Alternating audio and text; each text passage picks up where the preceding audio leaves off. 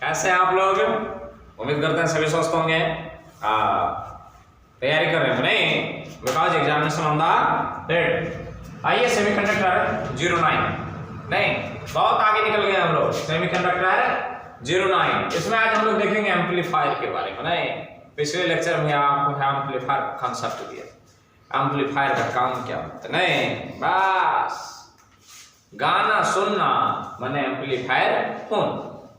कोई सिस्टम नहीं है, केवल गाना है। रेडियो, टीवी, डीजे ने, सिनेमा घर वगैरह वगैरह जहां से साउंड प्रोड्यूसिंग की बात होती है,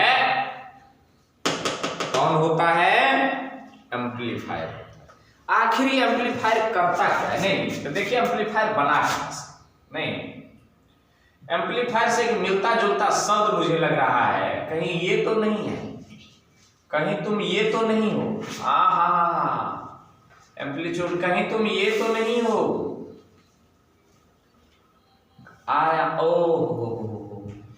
आयाम, कहीं तुम ये तो नहीं हो। शायद कहीं ये तो तुम नहीं हो। ओ भैया देखिए क्या है ये।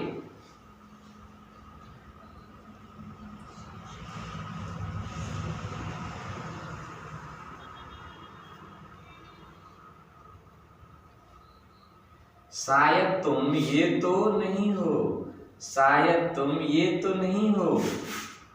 हाँ यही है एम्पलीट्यूड। एम्पलीट्यूड, और इसी एम्पलीट्यूड से मिलकर के बना है, इसी एम्पलीट्यूड से मिलकर बना है, इसी एम्पलीट्यूड से बना है अपन का एम्पलीफायर। कंसेप्ट इसी की, कंसेप्ट इसी की। नहीं, एम्पलीफायर, एम्पलीट्यूड, आयाम, और इसको देखिए ना, इसको देखो ना, यही क्या है? एम्पलीट्यूड, आयाम, तरंग की आयाम, मैक्सिमम डिस्प्लेसमेंट ऑफ वेव। क्या कहते हैं इसको? Amplitude. Amplitude max displacement of wave. Displacement in Y direction,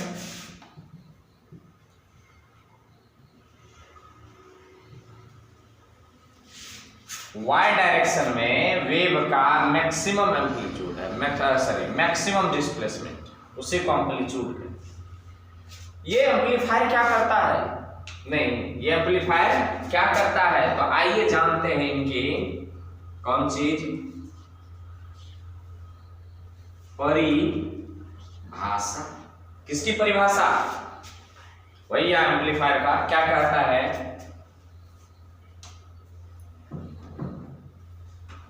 वैसी इलेक्ट्रॉनिकल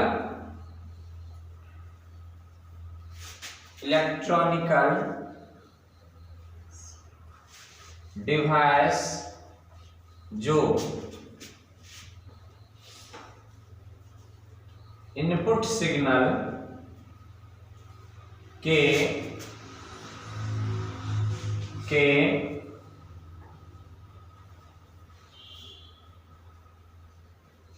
एम्पलीट्यूड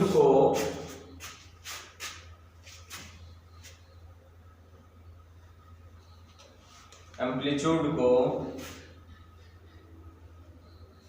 बढ़ाकर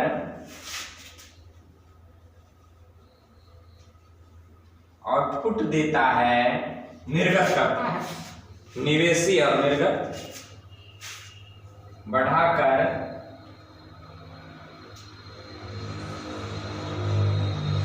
आउटपुट सिग्नल हो गया जी, सिग्नल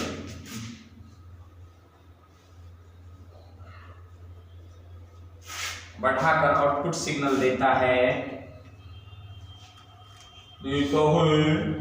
उसे एम्पलीफायर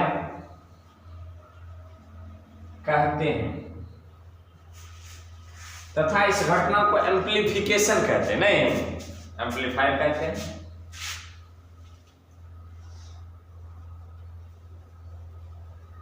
एम्पलीट्यूड हो बढ़ाने की घटना को एम्प्लीफिकेशन कहते हैं। एम्प्लीफिकेशन किसे कहते हैं? तो ये एम्पलीट्यूड बढ़ाने वाली जो घटना है ना, किसी को क्या कह देते हैं? एम्प्लीफिकेशन। आइए देखते हैं, बनाते हैं एगो अपना ही समझिए, ये दूसरे का नहीं, अपना ही है, छोटा वाला है इसलिए अपना है, नहीं आता। ओए ओए, ये अपना ही समझिए, ये एम्पलीफायर, ये अपना ही एम्पलीफायर, समझ गया? इधर से है, इधर से हमने भेजा इनपुट सिग्नल, इनपुट सिग्नल दिया, इधर से हमें आउटपुट निकला, आउटपुट सिग्नल, आउटपुट सिग्नल बीच में किससे गुजरा? एम्पलीफायर से गुजरा। मान लो भैया कि यदि इनपुट सिग्नल का आयाम ये है, थोड़ा सटा करके पढ़ो, क्या आप बनाते हैं यहां पर? मान लो कि इनपुट सिग्नल ये आयाम इसकी नहीं, इनपुट जो होता है वो ऑलवेज एसी सिग्नल होता है, करंट की कोई जरूरी नहीं, पर करंट तो बनता है, ये एसी सिग्नल है। इधर आउटपुट निकल रहा है, निकलता तो ये भी एसी है, एसी सिग्नल ही निकलते हैं, पर होता क्या है? इसमें कुछ अंतर बुझा रहा है, इसमें कुछ अंतर बुझा रहा है, इसमें और इसमें कुछ अंतर बुझा रहा है।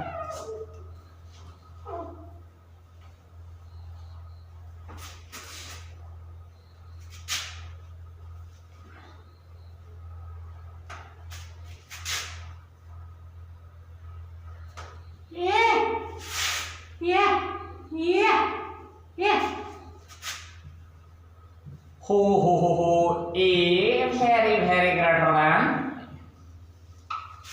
ये क्या है? एम्पलीट्यूड है।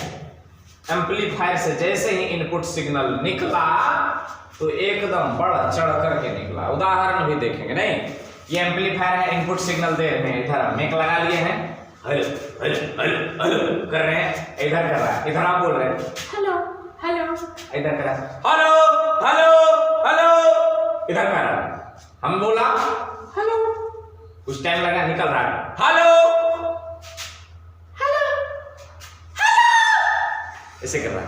नहीं तो बोले कमजोर से और निकला ज्यादा जोर से, यही काम है एम्पलीट्यूड को एम्पलीफिकेशन।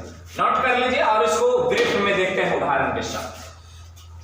नोट करें, देखते हैं यहां पर, देख लीजिए बड़ा पूरा स्टूडियो सजा लिए है। नहीं एक गायिका है, ऐसे करके गा रहे हैं एकदम साउंड, ये माइक्रोफोन, क्या ये माइक्रोफोन नहीं में हेलो हेलो हेलो, नहीं खूब जोर जोर से गा रहे हैं एकदम। नहीं, यहाँ साउंड है, माइक्रोफोन क्या क्या है, साउंड को करंट में कन्वर्ट कर दिया। कौन सी करंट? Alternating current. और ये साउंड जितने जोर से मिर-मिरा करके बाज रहे थे, हेलो हेलो हेलो हेलो ऐसे करके बोल रहे थे, यहाँ जो दर्शक बैठल है उसको सुनने में बढ़िया लगेगा नहीं ना? तो यहाँ पर क्या किया, करंट, ऐसे करंट का इनपुट देखिए छोटा सा एम्पलीट्यूड में जा रहा है, हेलो हेलो 100 साल पहले, हेलो 5 साल बाद कर रहा है। करंट बना, माइक्रोफोन क्या करता है, साउंड एनर्जी को करंट एनर्जी में बदलता है। अब ये किसमें घुसा, एम्पलीफायर में, इधर से कर रहा है। थोड़ा बास दीजिए, नहीं थोड़ा वॉल्यूम कम कीजिए, थोड़ा वॉल्यूम कम करें, थोड़ा बास दीजिए, थोड़ा वॉल्यूम कम करें, कम करें, कम करें, इधर से करें, हेलो, इधर करा हेलो हेलो, यहां पर करा हेलो हेलो हेलो ऐसे होता है। ये कमाल कौन किस हेलो यहां से हेलो ये बीच में जो कमाल हुए हैं ये किनका कमाल है? ये एम्पलीफायर का कमाल है। नहीं इधर से एकदम मस्त गा रहे हैं गा रहे हैं इधर से कहता है बंद कर कान फटने जा रहा है बंद कर तब एम्पलीफायर का तब ये करता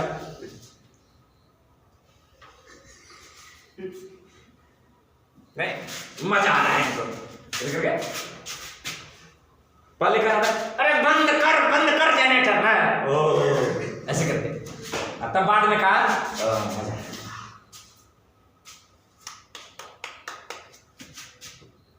नहीं तो इस गाने पर खुश होकर के ये इन्हें कुल 501 माइनस 500 का नवाजा है नहीं।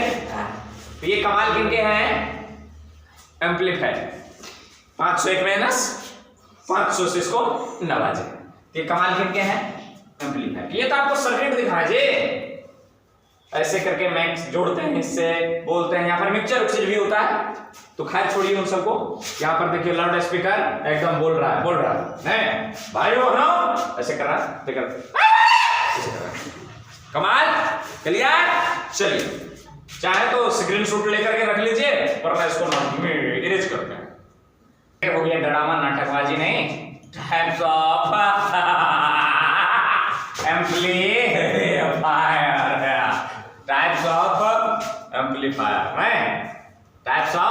एम्पलीफायर तो देखिए नंबर एक में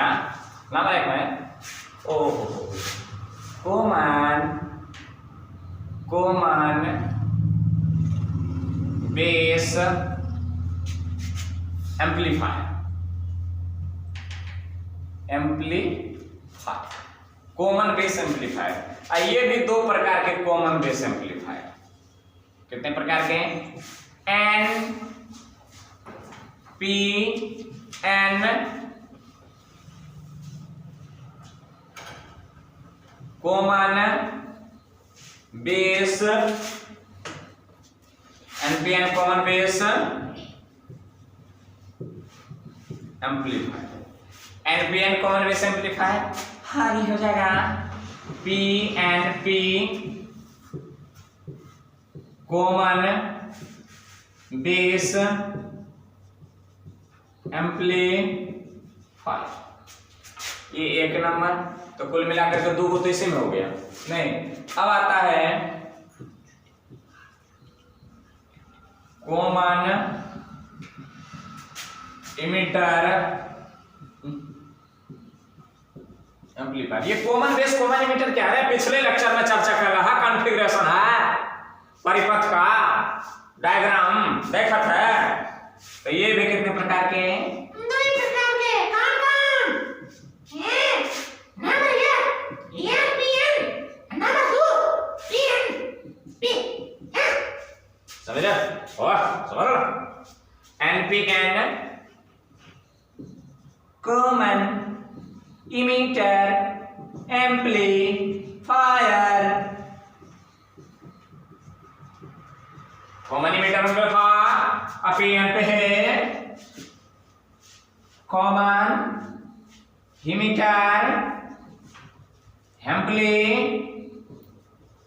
एम्पलीफायर। तो कुल मिलाकर दो प्रकार के common base amplifier common emitter. क्या कॉमन कलेक्टर नहीं? ना पिछले रोज ने कहा था कॉमन कलेक्टर भैया ये काम का चलने वाला नहीं है ना ये नहीं चलेगा काम कॉमन बेस पर हो तो सकता है ना। कहेंगे हो तो सकता है ना बना तो सकते हैं ना। तो कहेंगे बनाने के लिए क्या नहीं बनाओगे? एक थोड़ा सा क्या कहते हैं छोटका वाला घड़ा बनाइए एगो हाथी लाइए आके ये हाथी को घड़ा में ढुकाना है नहीं तो ये भी कर सकते हैं। तो क्या करना है? कॉमन बेस एम्पलीफायर दो प्रकार के NPN common base amplifier PNP common base amplifier common emitter amplifier में NPN कॉमन इमिटर एम्पलीफायर और PNP कॉमन इमिटर। अब कहोगे क्या भैया नहीं कर सकते हैं कि क्या इतना हमको पढ़ना पड़ेगा?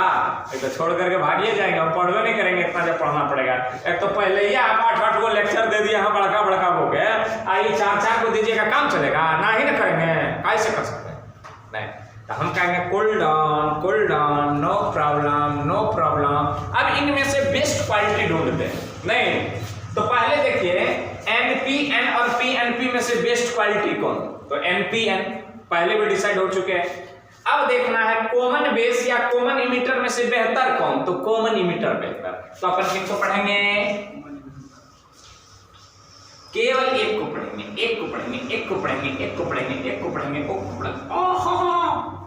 बेहतर ये कहेगा, ये बेहतर क्यों नहीं भैया? इसका जो गेन होता है ना, जो लाभ होता है इसका, इससे इसका कम होता है। तो लाभ हमें ज्यादा चाहिए, एम्पलीट्यूड हमें ज्यादा चाहिए।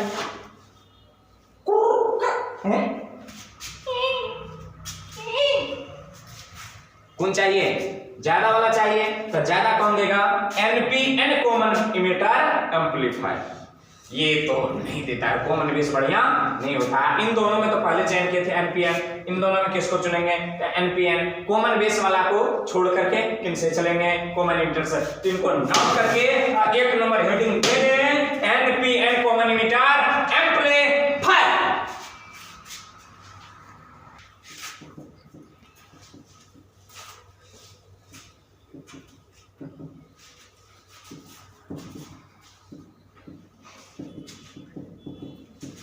आइए तो हम लोग प्रारंभ करते हैं कॉमन इमिटर NPN एम्पलीफायर। नहीं, एम्पलीफायर फायर हो गया। Common emitter NPN amplifier. सबसे पहले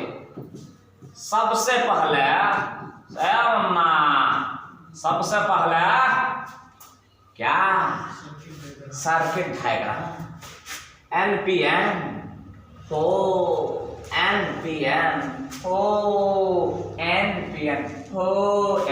ओए आ कॉमन इमिटर। ओए जी ये क्या हो रहा है? ये बहुआ चल जा।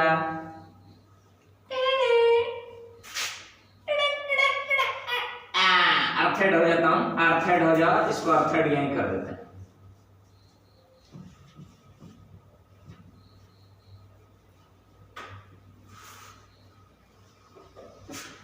आवाज को और बढ़ाना चाहते हैं तो बीच में 2-3 एम्पलीफायर लगा दीजिए। मेरा क्या जाता है? नहीं, इसके एम्पलीफायर अब अगले एम्पलीफायर के लिए ये इनपुट, उसके ये आउटपुट, उनके लिए इनपुट बनेगा।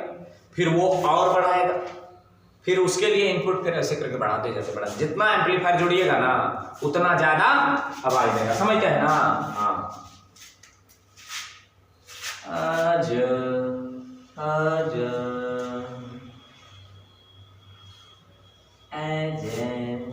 ए भैया तुम कौन हो?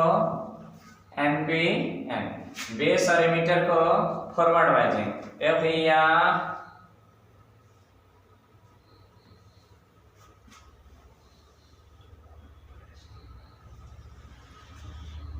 ये DC है मुन्ना। इसको reverse biasing. Common emitter NPN, common emitter NPN positive, नीचे ऊपर नेगेटिव।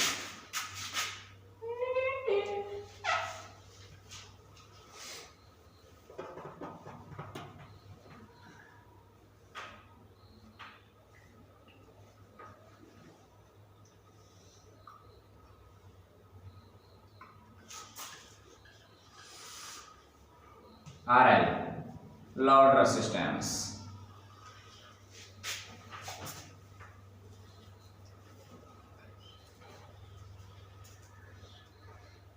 capacitor,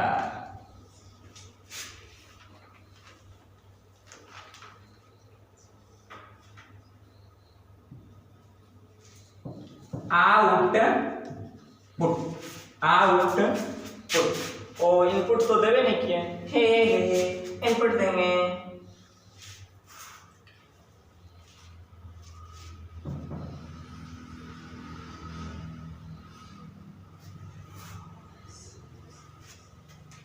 इनपुट दे दिया। क्या कर दिया? इनपुट दे दिया।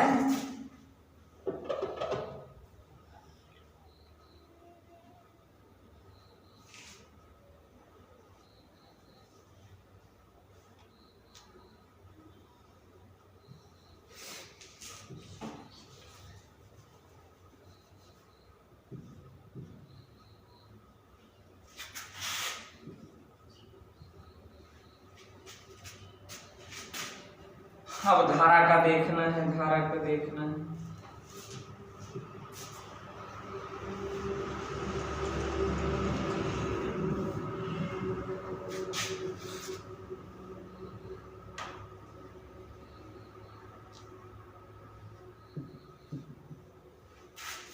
ये हुई धारा, आ जाए।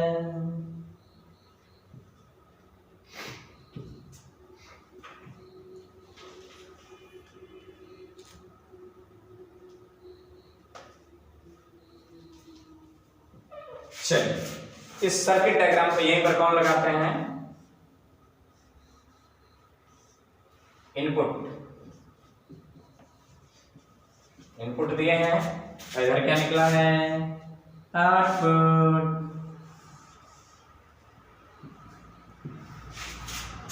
ये है सर्किट डायग्राम किसका?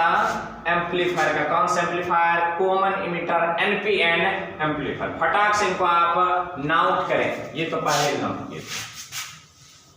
तब देखते हैं आखिर इसमें कौन क्या है। 1 मिनट और नाम लिख लें। इसको क्या कहते हैं? VEB। इसको क्या कहते हैं? VCE। यहां से यहां जो इसका जो पोटेंशियल मापेंगे अपन, तो इसको कहेंगे VC पोटेंशियल। इसके बीच कौन सा पोटेंशियल? VC। और इसको डॉटेड लाइन से दिखाते हैं।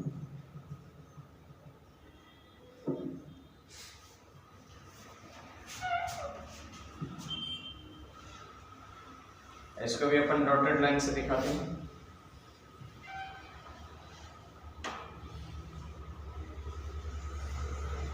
ये यहां से यहां तक इसकी वोल्टेज VE वोल्टेज, इसकी voltage VC voltage.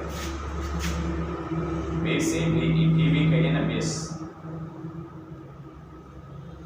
Base voltage, collector voltage. और CB CC। नोट कर लें इनको फटाक से। डायग्राम पहले तो बनाए। चलिए डायग्राम कंप्लीट कर ले। मैं डायग्राम यदि लिख लिए हो तो गौर करेंगे, इधर ध्यान दीजिए, ध्यान दीजिए। नहीं, सबसे पहले याद कीजिए, उसको उसका आवश्यकता पड़ेगा वैसे वर्किंग मैकेनिज्म में। याद कीजिए, जब हम लोग एम्पलीफायर कैरेक्टर पढ़ रहे थे, क्या पढ़ रहे थे? Transistor character. तो उसमें देखा होगा कि जैसे जैसे अपन IB का मान बढ़ाते गए, वैसे वैसे IC का मान बढ़ता गया। पर IB को यदि निश्चित रखा तो VCE को कितनों बढ़ाइए, IC नहीं बढ़ रहा था। वो निर्भर किस पर करता है? IB पर। याद आए? इस तरह का ग्राफ कुछ हुआ था।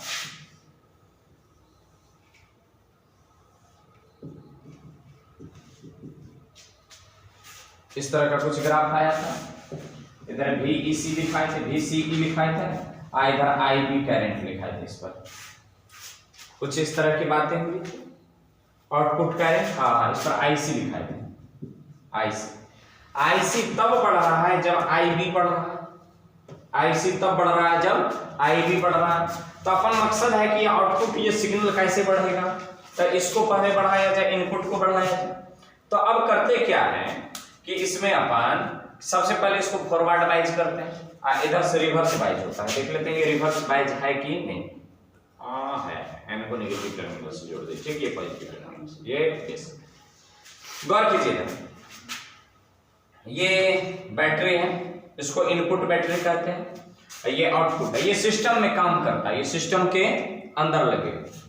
अपन जो आउटपुट सिग्नल जोड़ते हैं, यहां से जो मेक लगाएंगे, इन दोनों के बीच लगाएंगे। मेक लगा दिया, हेलो, मेक लगा दिया, गा रहे हैं, इनपुट दे रहे हैं। इनपुट सिग्नल जैसे ही माइक्रोफोन में गया, मेक में गया, मेक में भी देखा होगा एक वो बैटरी लगता है सिस्टम को चलाने के लिए। सिस्टम सर्किट काम कैसे करेगा? तो बैटरी लगता है उसमें बैटरी लगता है जो सिस्टम को चलाता है। हमने उसमें क्या किया? बोला हेलो, तो यहां से सिग्नल बना। वो क्या किया? उसको करंट में कन्वर्ट कर दिया। किस करंट में? AC करंट में, मतलब अल्टरनेटिंग करंट में।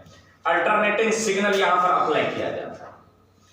तो यहां क्या होता है कि इस बेस इमिटर वोल्टेज को ये क्या करता है कि बढ़ा देता है, इसके वैल्यू को। बेस इमिटर वोल्टेज को क्या करता है? बढ़ा देता है। और देखे होंगे कि जैसे जैसे बेस इमिटर वोल्टेज बढ़ता है, वैसे वैसे IB का मान बढ़ता है।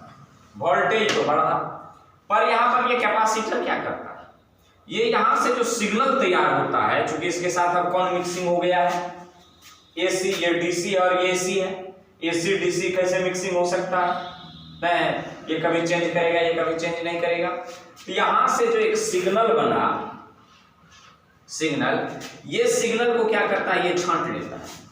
सीबी क्या करता है, ये डायरेक्ट सिग्नल को रोक लेता है। और सिग्नल बना कहां से, तो VEB से। कहां से बना, VEB से जो सिग्नल बनता है इसको जाने ही नहीं देता।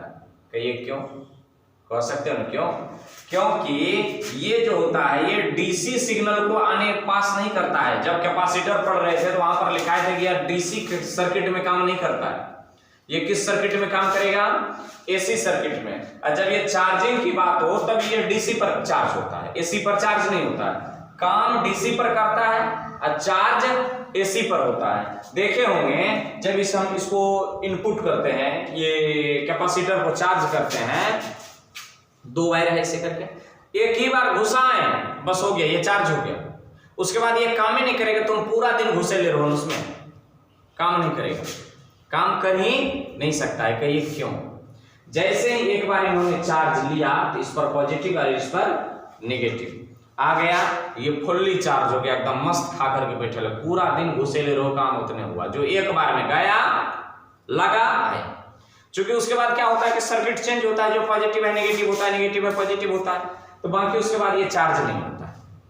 और जब इसको जोड़ देते हैं, इधर से एक पोल ऐसे करके जोड़ देते हैं, तब ये काम करता है। माने एसी सिग्नल को ये जाने देता है और डीसी सिग्नल को जाने नहीं देता। क्लियर। तो ये क्या किया, यहाँ पर छंटनी कर लिया।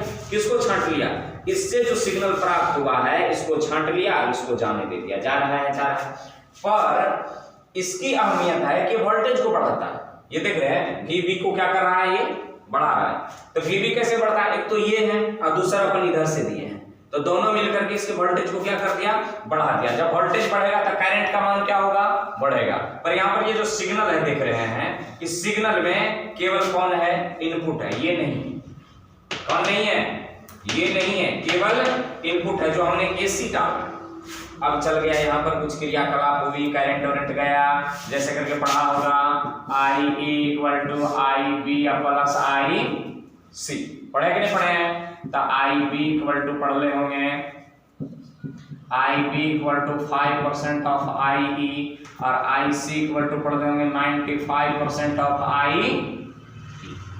पढ़े कि नहीं पढ़े, ऐसा होता है। IB जो होता है वो IE का 5% होता है, IC जो होता है इसका 95% होता है। ये सब हम लोग पढ़ चुके हैं। यहाँ से सिग्नल गया कुछ तेरी मेरी .com पर, क्या बोल रहे हैं आप, कहाँ चल गए, नहीं, कुछ ऐसे होता है घटना। यहाँ से फिर ये क्या करता है, आउटपुट के लिए बाहर निकलता है। जैसे ही आउटपुट के लिए बाहर निकलता है, हम चाहते हैं कि इसका वोल्टेज बढ़े, क्या हो जाए, वोल्टेज बढ़े। तो करंट जो है सो है, और V बराबर अपन जानते हैं, V बराबर क्या होता है, IR, V बराबर IR। तो इसका वोल्टेज बढ़े हैं, इसके लिए हमने क्या लगा दिया, एक लोड रेजिस्टेंस लगा दिया, क्योंकि हमें अधिकतम वोल्टेज चाहिए। क्या चाहिए, मैक्सिमम वोल्टेज। और इसमें क्या क्या कि एक बैटरी भी जोड़ दी। ये बैटरी क्यों जोड़ दी, ताकि ये सिस्टम ऑपरेट हो। क्यों नहीं समझने की कोशिश कर रहे हैं, इस सिस्टम को ऑपरेट होने के लिए चाहिए कुछ की नहीं चाहिए। अब ऐसा करो कि ऐसा एम्पलीफायर रख देते हैं, यहाँ पर रख दिए हैं, इसमें मेक ठूस देते हैं और उधर से तार लगा देते हैं, उसको कहीं सिस्टम से जोड़ते नहीं है। हेलो हेलो कर रहे होते, काम करेगा, नहीं करेगा। ये चाहिए सिस्टम को काम करने के लिए पावर, ये भी पावर चाहिए इसको सिस्टम को काम करने के लिए। पर हम तो एक ही बार ना पलट लगाते हैं, वो आगे चल कर को डिवाइड हो जाता है।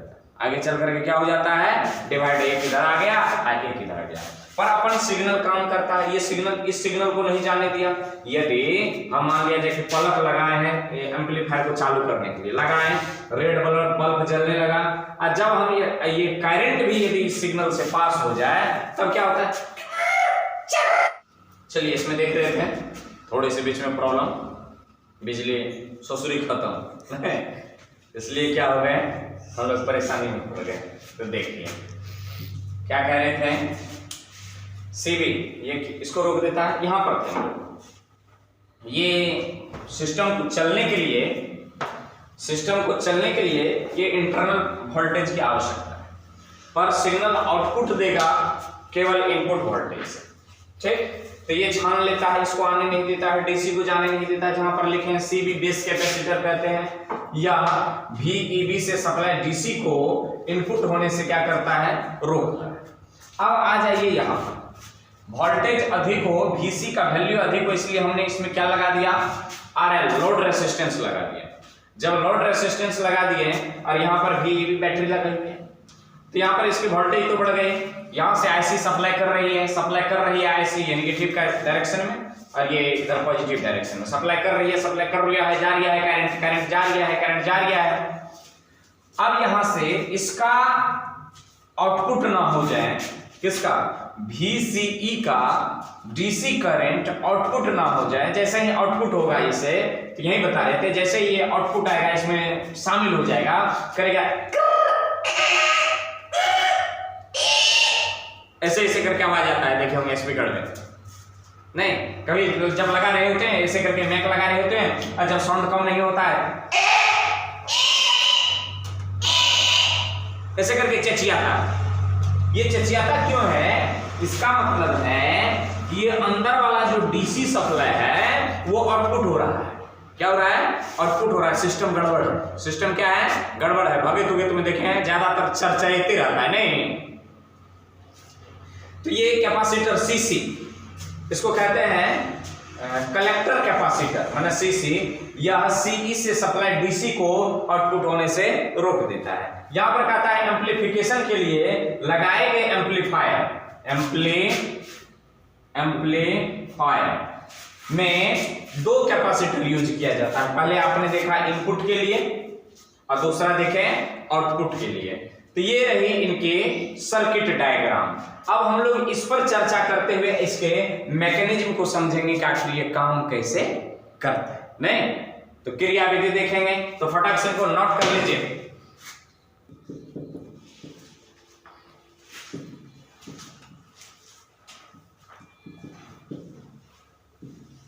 अब देखना है इसका वर्किंग मैकेनिज्म, काम कैसे करते हैं।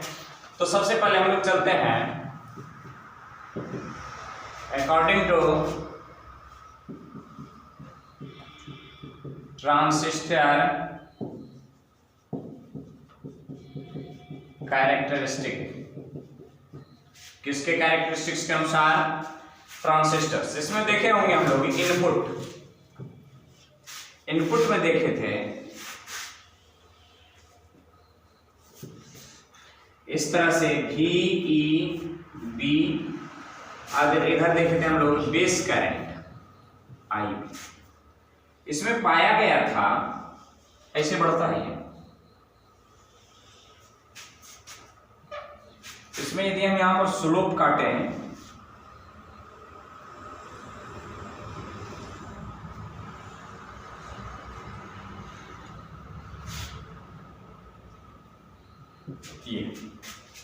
ये क्या हो गया, डेल IB, और ये क्या हो गया, डेल VEB। तो यहां पर ये करंट I ऐसे करके निकाले थे, RI equal to del VEB बटा डेल B, इनपुट रेजिस्टेंस। और आउटपुट में देखे थे हम लोग, इसको देख लेते हैं पहले। आउटपुट में हम लोग देखे थे VCE, इस पर देखे था IC।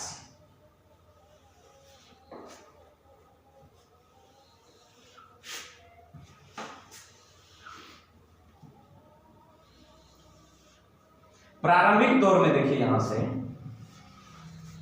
जब जीरो से कुछ वोल्टेज आया VC स्टेबलाइज हुआ VCE, तब यहां पर इंक्रीज किया है करंट, और फिर उसके बाद क्या हो गया, कांस्टेंट हो गया। पर ये बढ़ा कैसे, तो जैसे जैसे IB बढ़ते गया, IB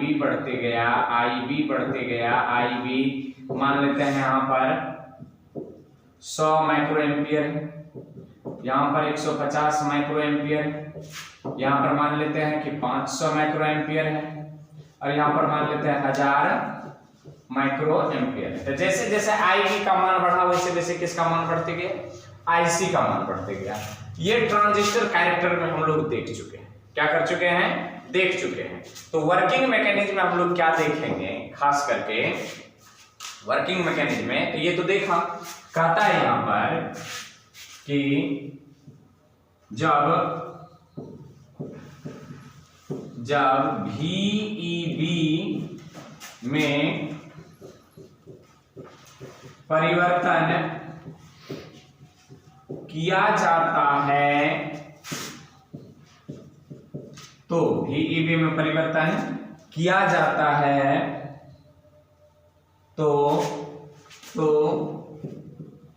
IB में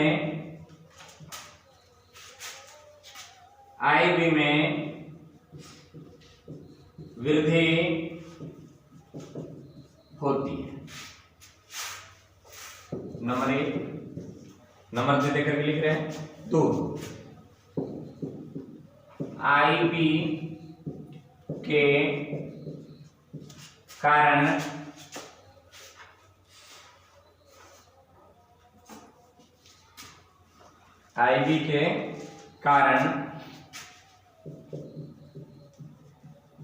ट्रांजिस्टर से करंट प्रवाहित होती है, फलस्वरूप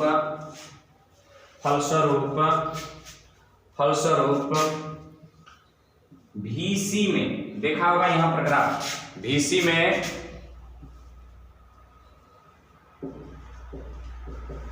अचानक परिवर्तन होती है। VC में अचानक परिवर्तन होती है। तीसरा नंबर कहता है कि VC में परिवर्तन से VCE में भी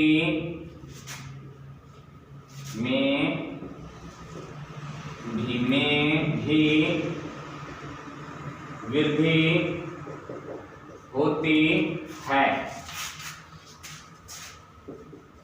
जो आउटपुट के रूप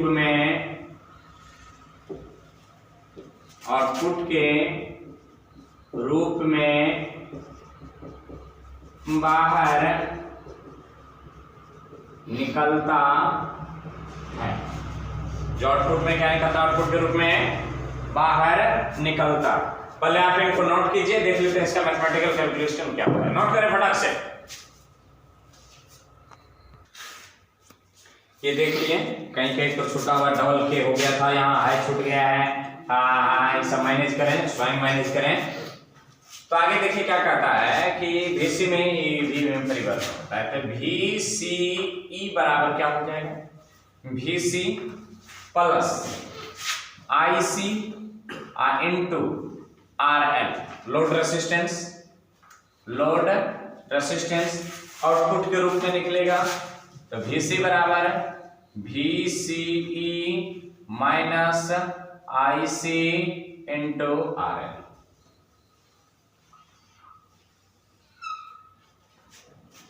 ये बाहर निकलता है, VCE minus IC into RL, ये VC बराबर होगा। एक लाइन और यहां पे लिखें, कॉमन इमीटर NPN एम्पलीफायर में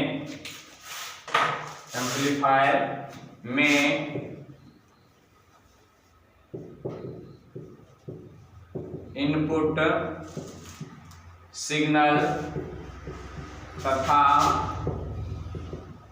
आउटपुट सिग्नल अपोजिट होते हैं। मतलब क्या, अर्थात input signal and output signal के बीच का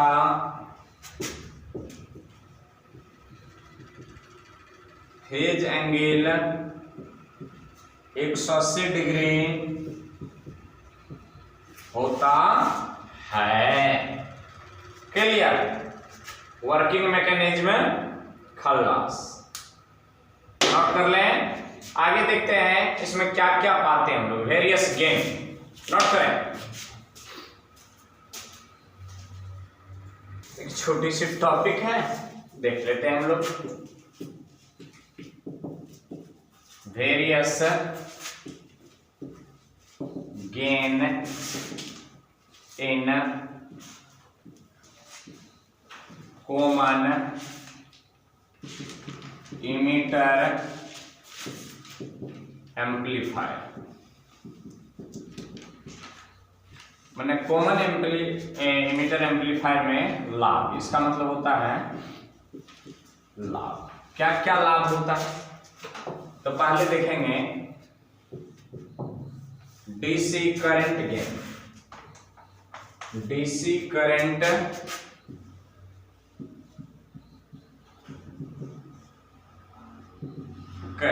डीसी लाभ परिभाषा क्या है?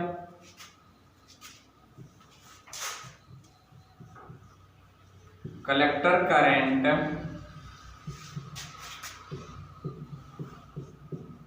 तथा, इसको बीटा से दिखाएंगे, तथा बेस करंट आईबी के अनुपात को डीसी करंट गेन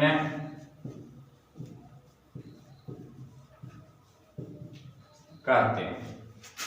यदि यहां पर अपन बीटा देखें डीसी, तो आईसी बाय आईबी। ये जब आ गया तो डीसी के बदले सर आईसी भी आ गया। दूसरा नंबर है एसी बड़का एसी करंट गेन। इसको भी बीटे से दिखाएंगे, पर बीटा यहां पर क्या ले लेंगे हम? एसी ले लेंगे। ठीक, यहां पर क्या ले लीजिए? डीसी। तो क्या हो जाएगा? कलेक्टर करंट में परिवर्तन तथा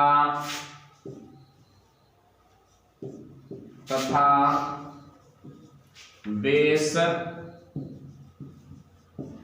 करंट में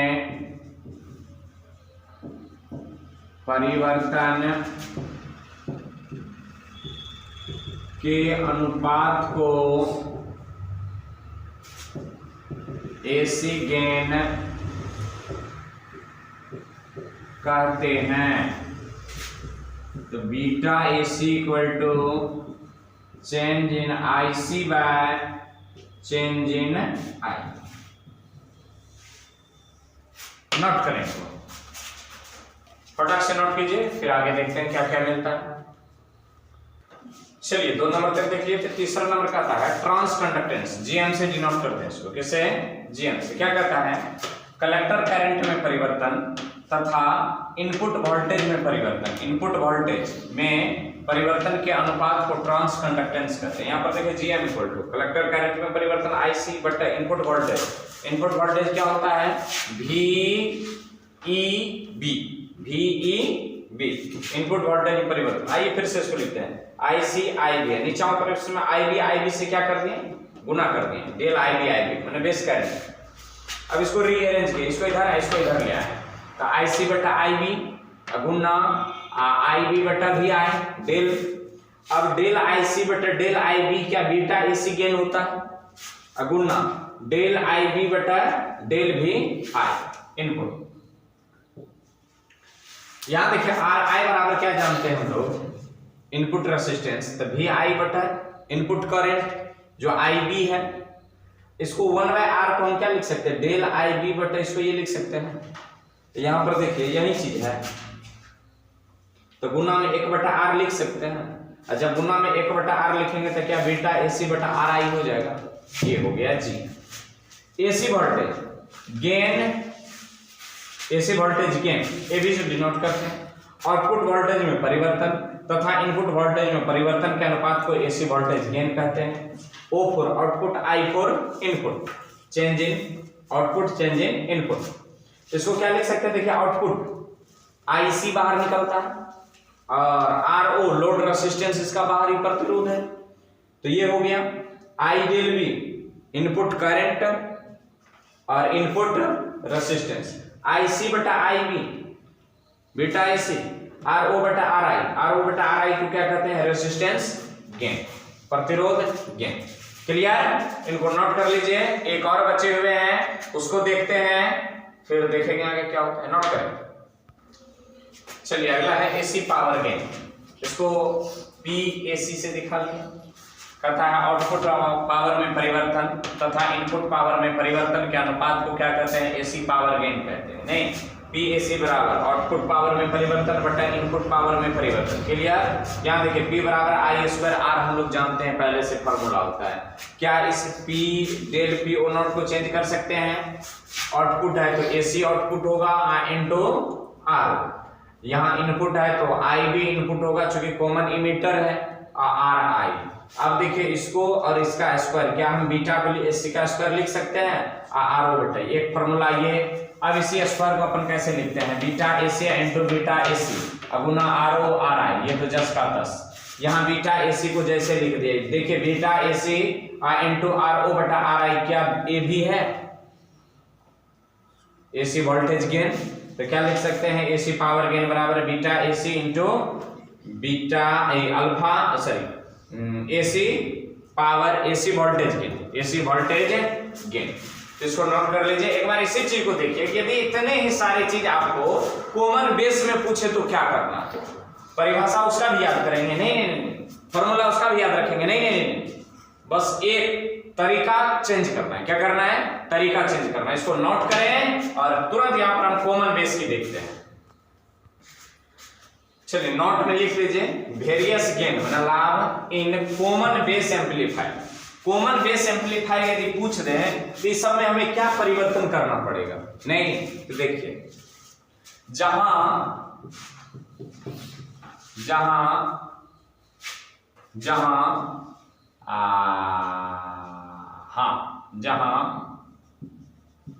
आउटपुट करंट या कलेक्टर करंट हो, नोट में लिखें, वहां कोई परिवर्तन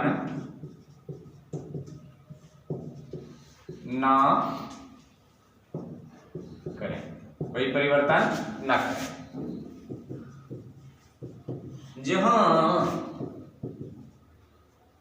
जहां बेस करंट या वोल्टेज हो, वहां इमीटर करंट या वोल्टेज लिखें। ठीक, मैंने आई बी को चेंज करना है किससे, आई बी से। ठीक, और जहां बीटा लेते हैं इसको चेंज करेंगे अल्फा, ये लेते हैं इमीटर वाला में,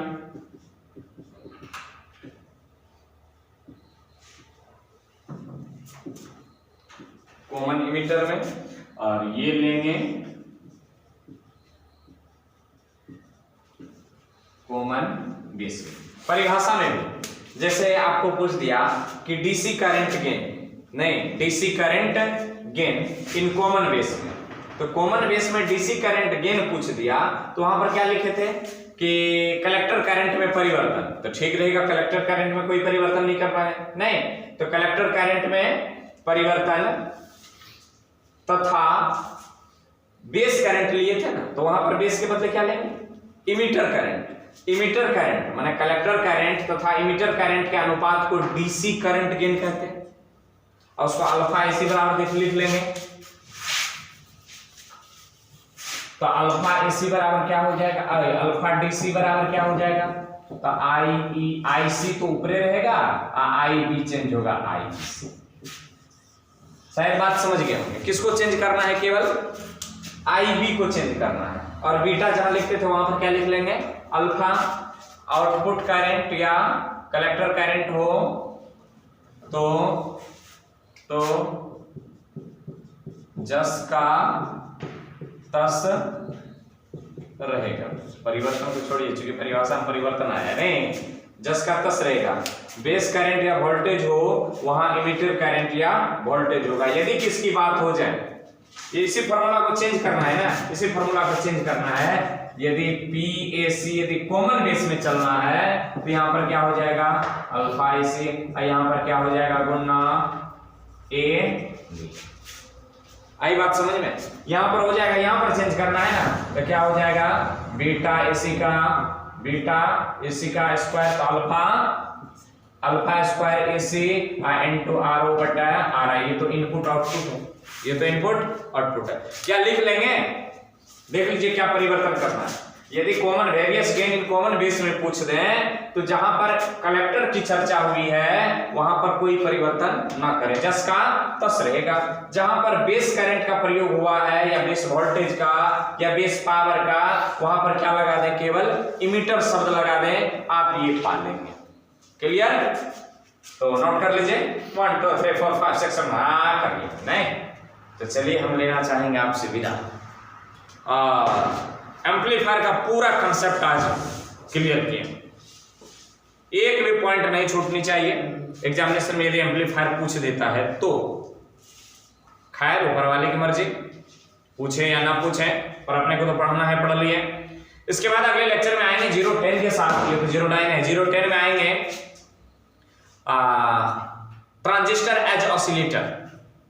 आप एलसी ऑसिलेटर पढ़े होंगे, एलसी ऑसिलेशन, तो यहां पर ट्रांजिस्टर को हम प्रयोग करेंगे किसमें, एलसी ऑसिलेशन में, और फीडबैक देखेंगे क्या आता है। उसके बाद फिर आ जाता है ट्रांजिस्टर एज अ स्विच। हो सकता है दोनों को एक ही लेक्चर में पढ़ करके खत्म कर लें, नहीं उसके बाद हम लोग लॉजिक गेट की ओर प्रवेश करेंगे। तो बने रहे हमारे साथ, वीडियो को लाइक कर दें, मित्रों में शेयर कर दें, चैनल पर नए हो तो सब्सक्राइब कर लें। धन्यवाद।